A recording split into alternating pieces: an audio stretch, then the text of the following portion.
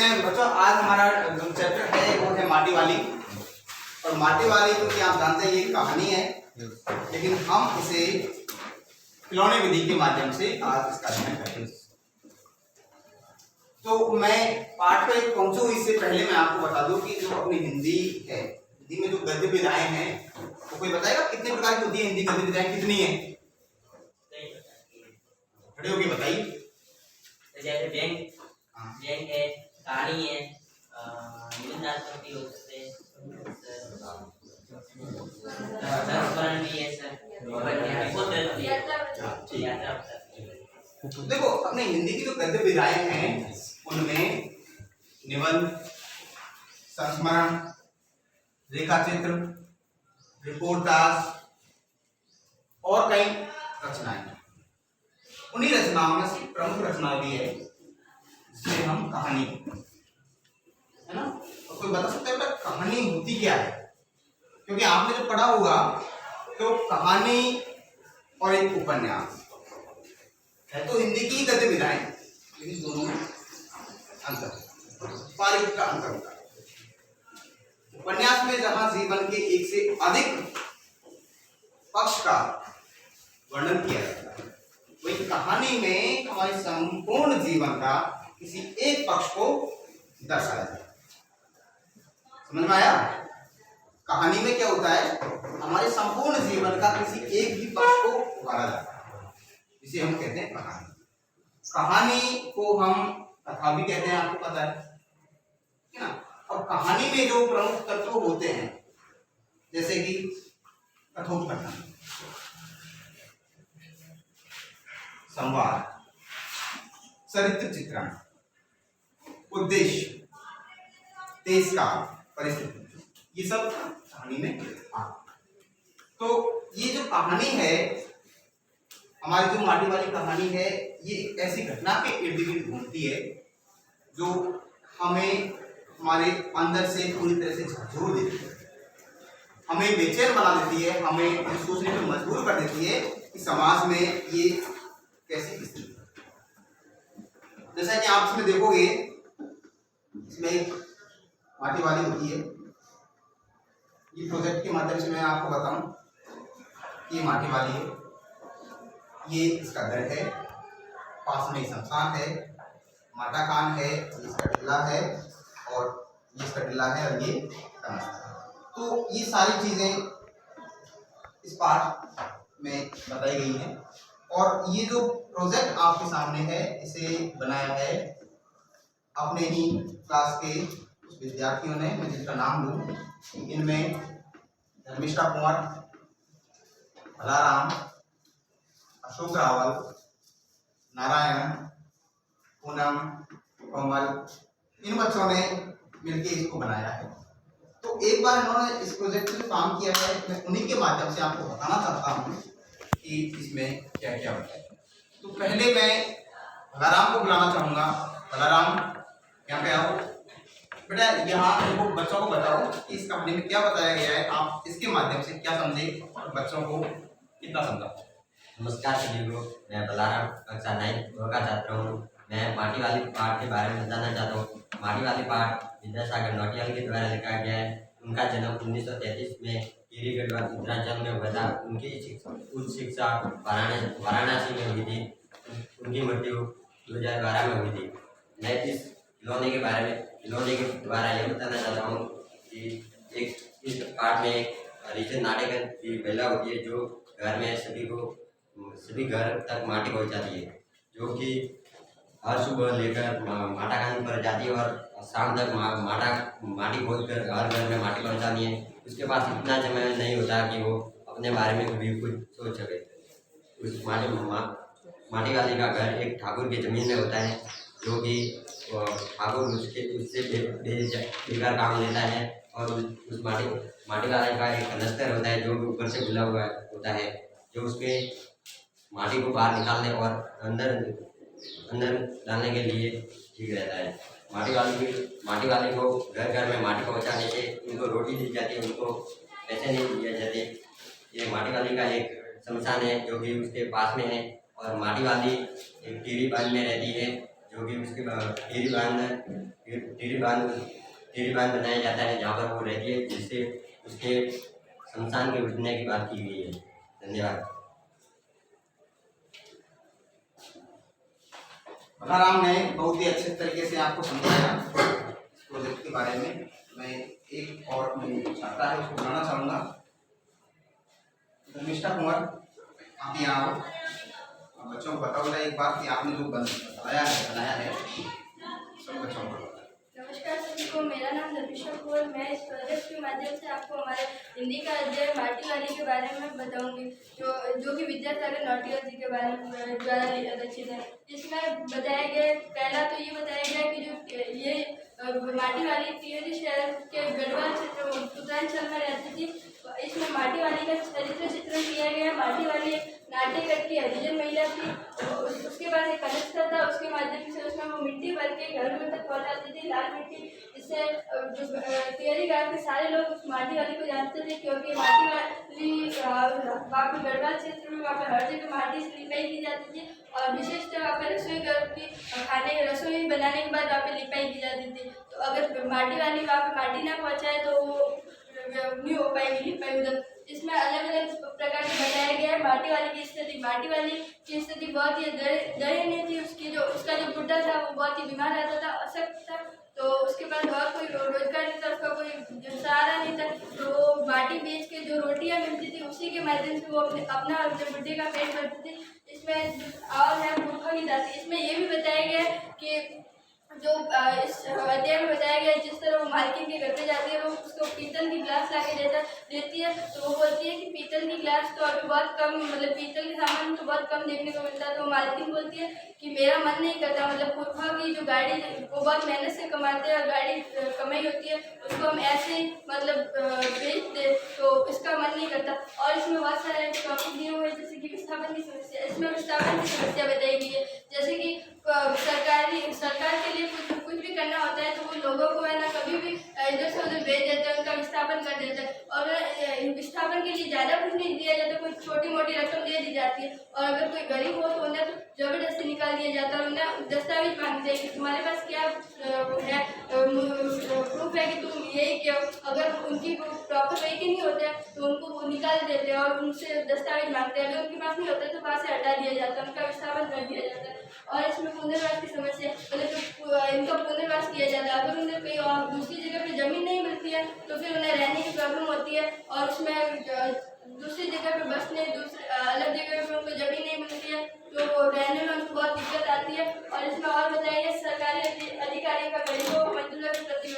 अगर कोई अमीर आदमी होता है तो उसको तो वो बहुत अच्छे से करते हैं, उनके साथ अच्छे से बात वगैरह करते हैं और वो अपने पैसों के लोभ से किसी को बचा लेते हैं। उनकी एक जगह पे सिर्फ अपना घर वगैरह नहीं थी, वो दूसरी जगह पे भी उन्हें ज़मीन खरीदी हुई होती। तो अगर उनका विस्थापन हो जाता है फिर वो दूसरी जगह पे जाके अपना घर वगैरह बसा लेते हैं। और जो गरीब लोग होते हैं, मजदूर लोग होते हैं, उनके पास नहीं होता है दूसरा घर, तो वो वहीं पे रहते हैं। और अगर वो कहीं और नहीं जा सकते तो ये उनकी दिक्कत थी। और इसमें बहुत अलग अलग प्रोजेक्ट के माध्यम से बताया गया। ये जो माटी वाली का घर है, माटी वाली गरीब महिला थी और इस झोपड़ी के माध्यम से बताया गया अगर अमीर आदमी होता है तो उसके पास बहुत आलीशान घर होता है, तो वो गरीब थी इसलिए उसकी एक झोपड़ी है। और ये माटी वाली है, इसका कनस्तर है। इसका कनस्तर पूरे गाँव में हर कोई जानता था, क्योंकि माटी वाली को सब जानते थे। माटी वाली हमेशा काम करती थी, उसका कनस्तर ये हर कोई जानता है। और ये माटी वाली जो जियरी बाग के पास रहती थी तो वहाँ पे एक शमशान घाट भी था और वो इधर से जाती थी माता खान पे तो उसे 1 घंटा भर लग जाता था। वहाँ से माटी खोदती थी, फिर वो लेके घर तक पहुँचाती थी। तो बस इसमें कुछ महत्वपूर्ण वाक्य भी दिए हुए, जैसे कि भूख मिट्टी की भोजन मीठा। तो इसके माध्यम से बताया गया कि जब हमें भूख लगती है ना तो कैसा भी भोजन मिला हो ना तो मीठा लगता है। और ऐसे बताया गया है कि गरीब आदमी का कभी शमशान नहीं उजड़ना चाहिए। तो जैसे कि गरीब आदमी का अपन गरीबों के पास कुछ नहीं होता और अगर जब वो मर जाते हैं तब उन्हें शमशान तक नसीब नहीं होता ना तो उनके लिए बहुत बुरा होता है। धन्यवाद।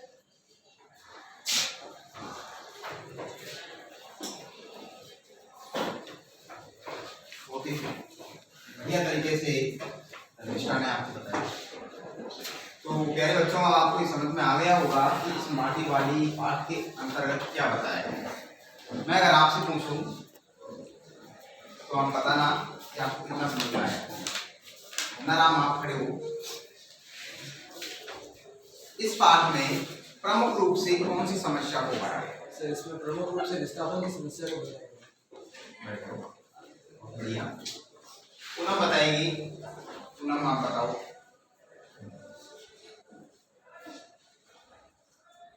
आपको क्या लगता है बेटा कि इसमें जो पुनर्वास योजना के जो अधिकारी थे उनका रवैया उनका व्यवहार गरीबों के प्रति और जो हम कहें कि मजदूर लोग हैं उनके प्रति कैसा था? बहुत ही आक्रामक स्वभाव के थे।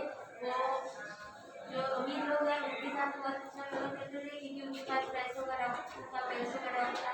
और जो गरीब थे उनके पास इनाम की जमीन की दस्तावेज वगैरह थे, तो इसलिए उनके साथ बहुत आक्रामक व्यवहार करते थे। तो आपने जाना कि जो सरकारी कर्मचारी होते हैं इस योजना से जुड़े हुए थे, प्रवास योजना से जुड़े हुए थे, उनका रवैया कैसा था? थोड़ा आक्रामक आप कह सकते हो कि आक्रामक रवैया था। और ये भी आपने इसमें जाना है कि वो गरीबों और जो पीड़ित हैं, जो मजदूर वर्ग है या श्रमिक वर्ग है, उनके प्रति सहानुभूति नहीं, ठीक है ना, उनके प्रति किसी प्रकार की कोई सहानुभूति नहीं। वो केवल अपने नियम कानून कायदों में बंधे हुए थे, उसी का पालन किया। तो एक बार हम फिर से इस पाठ की तरफ चलते हैं और कौन बताएगा? इस लाइन से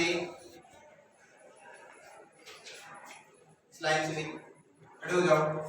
कोई एक लड़का खड़े हो जाओ।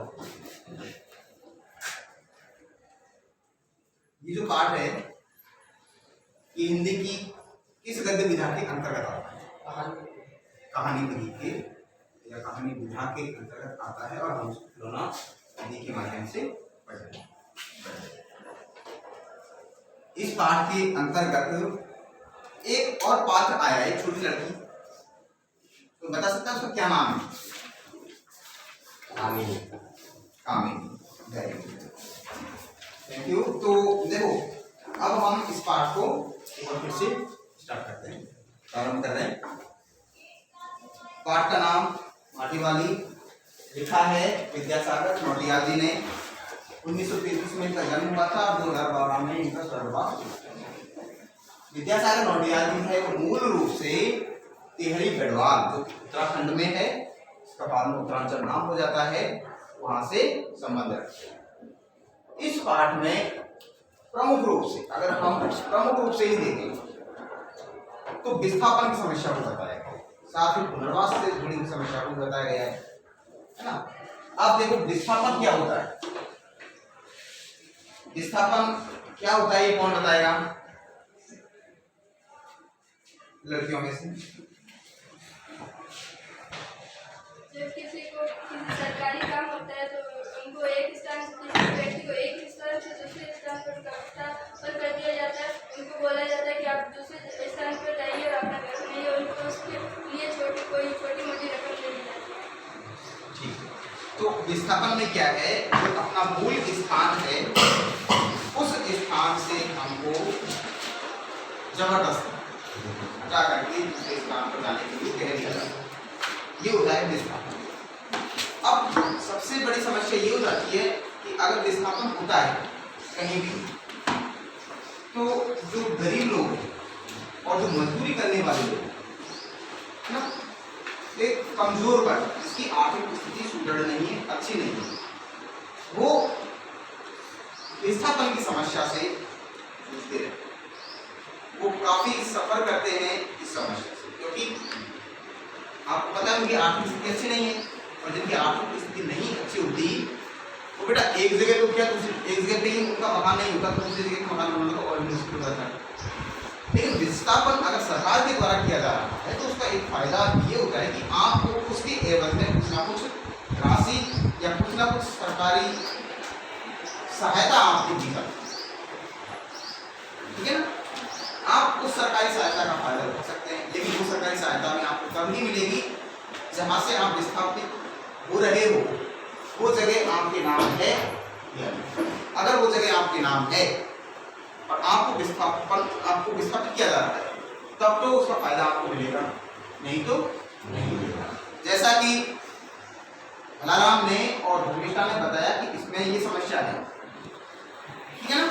तो इसमें होता क्या है कि ये माटी वाली है।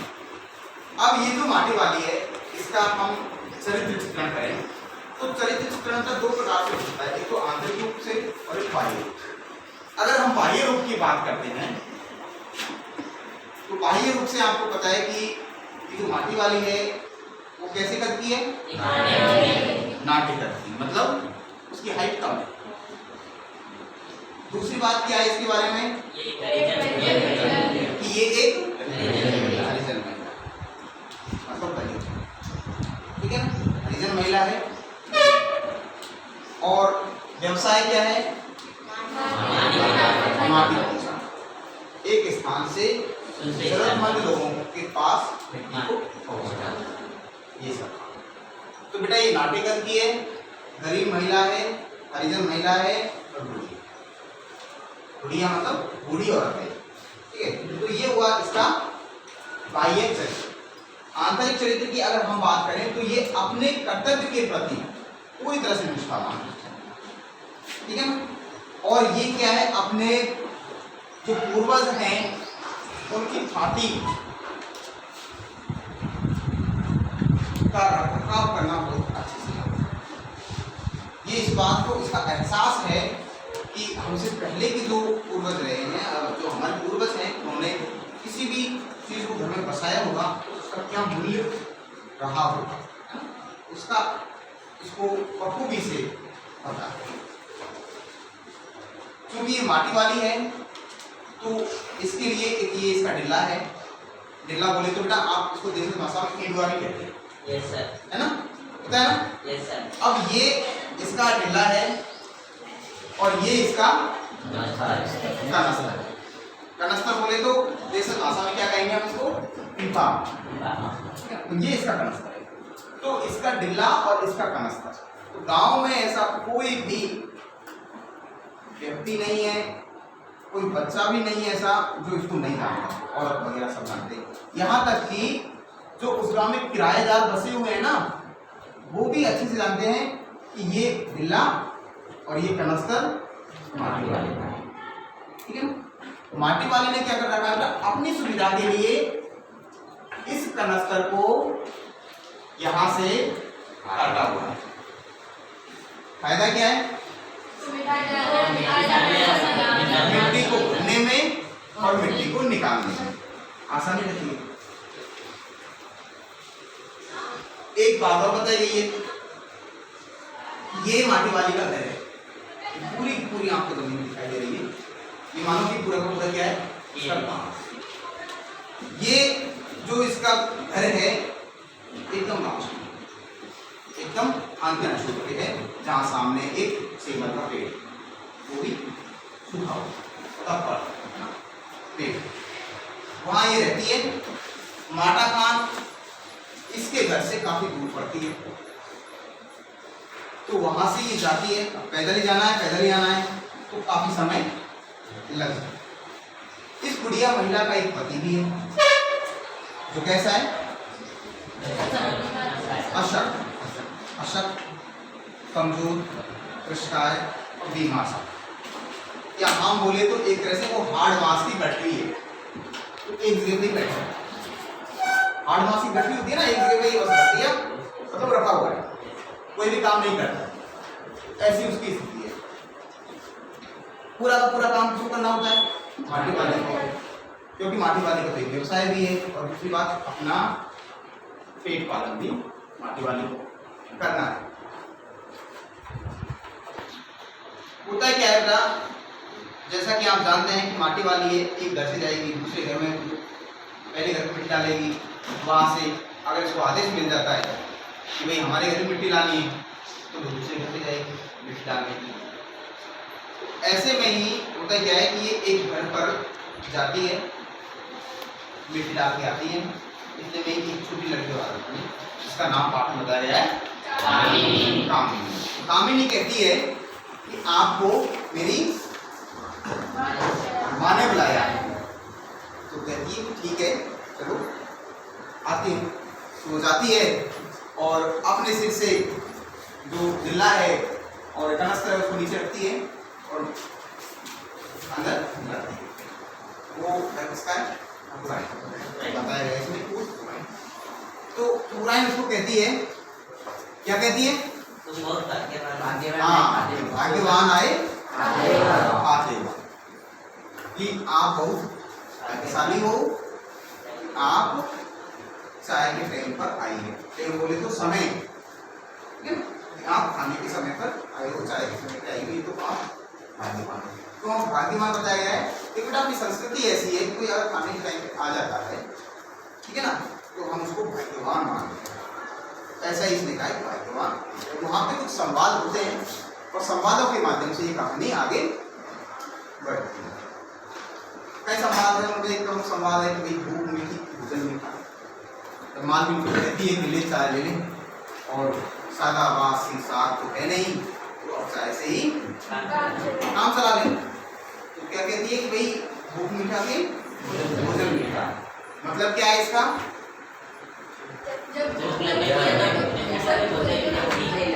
हाँ, जब भूख लगती है ना तो चाहे वो रोटा सूखा ही क्यों ना हो, वो भी मीठा लगता है, अच्छा लगता है ना? ये बात है। तो कहानी है इस तरह संवादों के माध्यम से आगे चलती रहती है।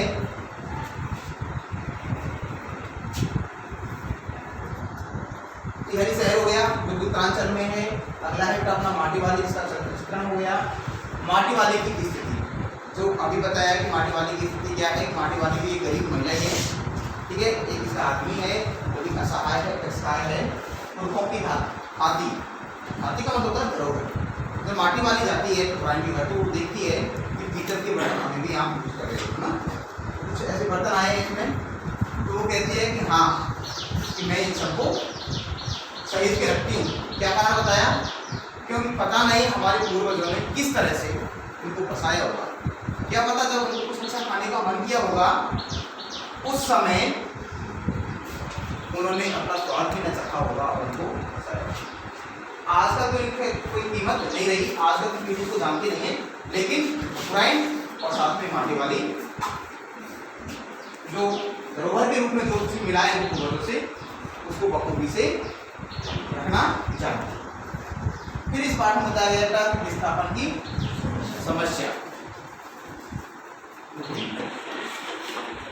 इस पाठ में बताया गया है विस्थापन की समस्या।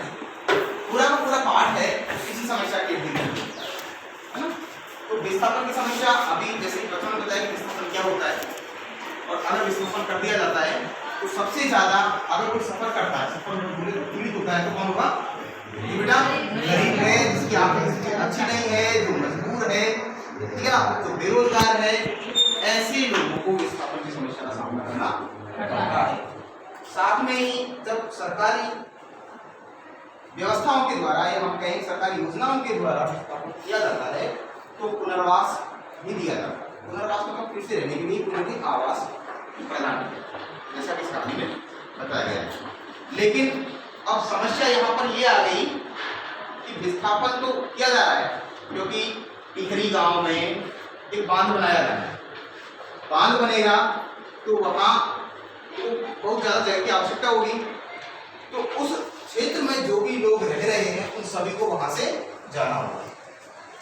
ये योजना है सरकार, कौन सरकार की? उत्तरांचल सरकार, क्योंकि ये वहाँ टिहरी गढ़वाल में बनाया था। तो यहाँ से लोगों को विस्थापित किया जा रहा है। समस्या हो गई, जो सशक्त लोग हैं वो तो दूसरी जगह जाके भी बना लेंगे, उन्हें तो कहीं कोई दिक्कत ही नहीं है। समस्या किसकी बड़ी? गरीब हैं, पीड़ित हैं, मजबूर हैं, बेरोजगार हैं, ठीक है ना, ऐसे लोगों की समस्या बढ़ जाती है।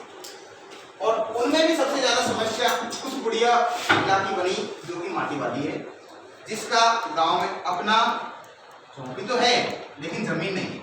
जमीन एक ठाकुर की दी हुई है, उस पर वो गुजर बसर कर रही है, ठीक है ना। और ठाकुर भी क्या करता है?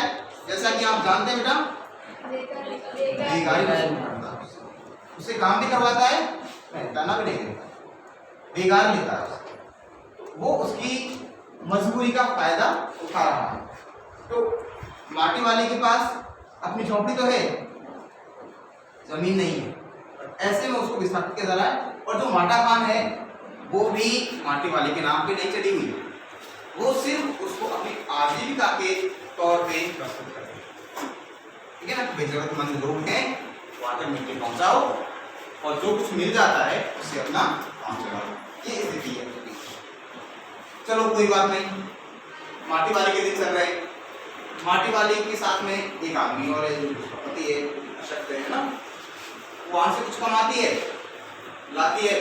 कहानी में क्योंकि बताया गया है, एक घर से उसको रोटी मिलती है, दूसरे घर से भी रोटी मिलती है, एक रोटी को वो चाय के साथ में खा लेती है, दूसरे को डिल्ले में बांध लेती है और वो सोचती हुई जाती है कि आज तो मेरा आदमी बहुत ही खुश होगा, है ना, मैं जाऊंगी। और आदमी भी कैसा है, वो पूरे दिन वहां बैठा रहेगा, भूखा प्यासा हो जाएगा, तो उसको लगेगा ना कि अब मेरे लिए खाना आ गया है, या जो उसकी धर्मपत्नी है वो खाना लेकर के आ गई है।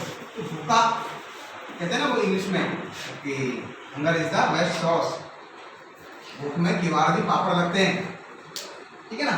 तो ऐसी स्थिति उस समय वो अशक्त कमजोर व्यक्ति की हो रही है। तो जो बूढ़ी महिला है वो काफी सोचती आगे जा रही है और घर जाके देखती है, जैसे दरवाजा खोलती है देखती है कि बुढ़ा है वो अपनी माटी छोड़ करके जा चुका है। अब उसके सामने एक और समस्या हो गई, एक तो बांध बनाया जा रहा है, बांध में पानी छोड़ा जाएगा, तो शमशान घाट, जहाँ शमशान घाट है आप देख सकते हैं, तो पूरी जमीन है उसमें पानी बढ़ जाएगा, शमशान घाट डूब जाएगा। तो अब इसमें जो समस्या बताया गया है कोई विस्थापित किया जा रहा है।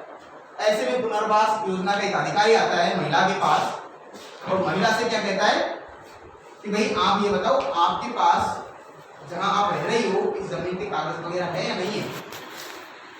तो महिला क्या कहती है कि मेरे पास कागज वगैरह नहीं है। तो बोले भाई क्या करती है, माता खान का काम करती हूँ, मिट्टी भरती हूँ, जरूरतमंद लोगों तक मिट्टी पहुंचाने का मेरा काम है। अधिकारी कहता है, आक्रामक रवैया का अधिकारी है ना, वो कहता है ये बढ़िया माता खान के नाम खड़ी है क्या, नहीं साहब गरीब आदमी है ना, महिला कैसी है, गरीब है, उसको पता है कि वो गरीब है, आर्थिक स्थिति उसकी अच्छी नहीं है, तो मेरे पास तो क्या नहीं है, उसके कागज भी नहीं है। तो कहता है ठीक है, पहली बात मुझे तो ये आपको यहाँ से जाना पड़ेगा। तो महिला कहती है भाई अगर मैं यहाँ से चली गई हम क्या, बोले कि मुझे तो इस बात से कोई वास्ता नहीं है, मुझे तो तुम्हारी रोजी रोटी के कागज नहीं चाहिए, कागज जमीन के चाहिए, ठीक है ना, और जमीन के कागज लेके आओ तब तो मैं आपके नाम दूसरी जमीन ये देता हूँ, नहीं तो आपके यहाँ से विस्थापित होना पड़ेगा। तो इस तरह से आप देखते हो बेटा इस पाठ में जो सरकारी अधिकारी है उनका शोषित पीड़ित गरीब मजदूर बेरोजगार लोगों के प्रति रवैया कैसा है, कैसा रवैया है, हाँ उनकी उपेक्षा करते हैं, संवेदनहीन हो गए हैं, सहानुभूति उनके प्रति बिल्कुल भी नहीं है, ठीक है ना। तो इस तरह का इसमें रवैया बताया गया है। तो सरकारी अधिकारियों का गरीबों और मजदूरों के प्रति रवैया है जो कि इस पाठ में आप देखते हैं। अब होता है क्या है बेटा, बांध बन चुका है, बांध की दो सुरंगों को वहां से बंद कर दिया गया है ताकि पानी बांध में आने लग जाए। पूरा का पूरा यहाँ पर जो ये बांध बना हुआ है इसमें पानी भर चुका है। बूढ़ी महिला है जो माटी वाली है उसका पति मर चुका है, लाश उसके सामने है, उसके सामने एक और समस्या बन जाती है कि अब इस लाश को जलाऊंगे तो क्योंकि उसके सामने तो ये भी तो बिगड़ समस्या हो गई कि वहां पानी बनने लगा है, धीरे धीरे पानी बढ़ता रहेगा तो उसकी झोंपड़ी उसकी नहीं रही, वहां पानी भरेगा, शमशान घाट डूब जाएगा। इसीलिए इस पाठ में जो अंतिम पंक्तियां हैं वो ये सिद्ध करती है कि मतलब एक गरीब आदमी की बेबसी को, उसकी लाचारी को, उसकी विडंबना को, है ना, जो कि हमें पूरी तरह से अंदर से जोड़ देती है और हमें सोचने पर मजबूर करती है कि सरकारी अधिकारियों का जो ये रवैया है पूरी तरह से गलत है ना, इस तरह का व्यवहार भी नहीं होना चाहिए। इसीलिए इसमें कहा है कि गरीब आदमी का भले कुछ उजड़े तो ठीक, ना उजड़े तो ठीक, लेकिन उसका शमशान नहीं होना चाहिए, क्योंकि वो उम्मीद करती है अगर मुझे गांव में कहीं स्थान नहीं मिलता है ना तो मैं कम से कम शमशान में तो रह लूंगी।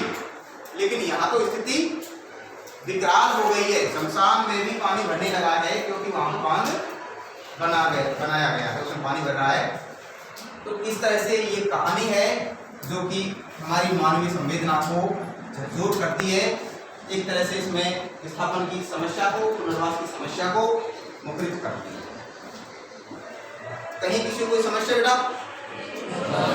कोई दिक्कत नहीं? किसी को आपको कोई प्रश्न करना है?